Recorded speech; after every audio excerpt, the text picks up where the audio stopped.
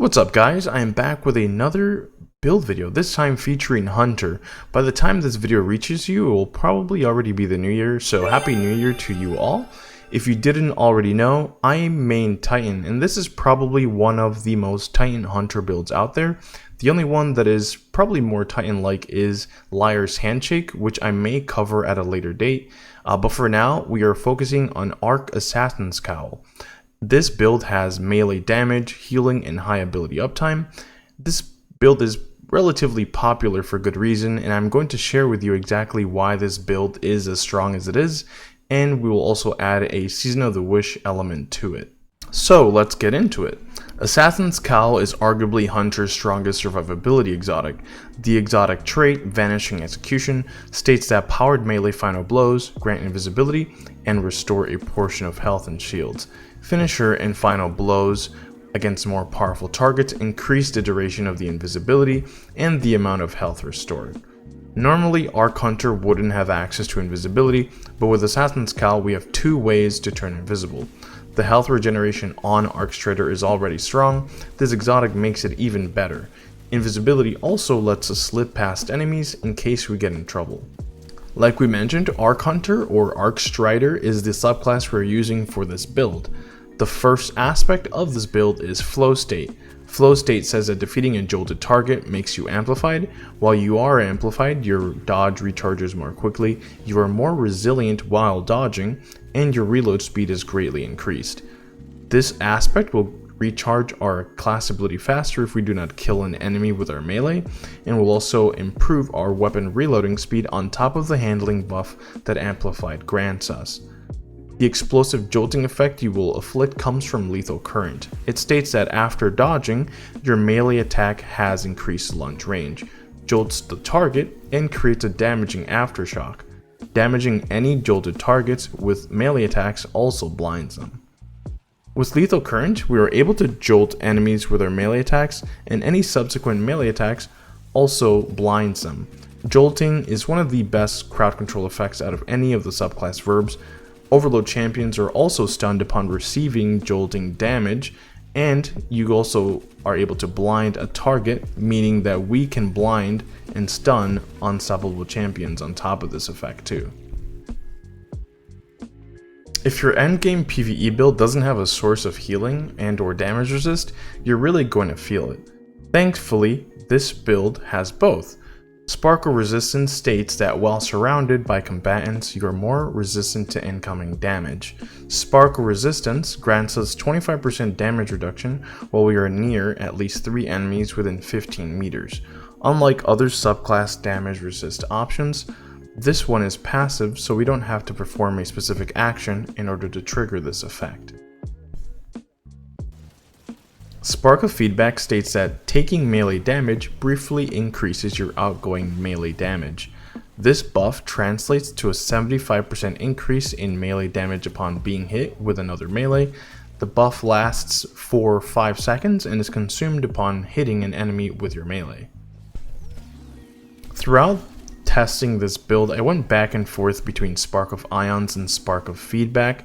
I settled on Spark of Feedback because I felt that the cooldown incurred by Spark of Ions wasn't worth the free 10 resilience and the increased melee damage provided by Spark of Feedback.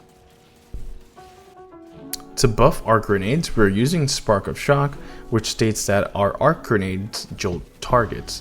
Spark of Shock applies Jolt, so we can use that to stun overload champions and also prepare to stun unstoppable champions with our melee. To further buff our grenades, we're also running Spark of Magnitude. This means that our lingering grenades last longer. In our case, our pulse grenade pulses an additional 2 times for a total of 8 pulses, increasing its total damage. The dodge to use with this build is Gambler's Dodge, which fully recharges our melee ability. Gambler's Dodge makes it so we have practically infinite looping melees as long as there are enemies around us. Combination Blow is how we will fully refund our dodge ability for the loop I mentioned. Combination Blow stacks up to 3 times, each stack increasing the amount of damage the melee does.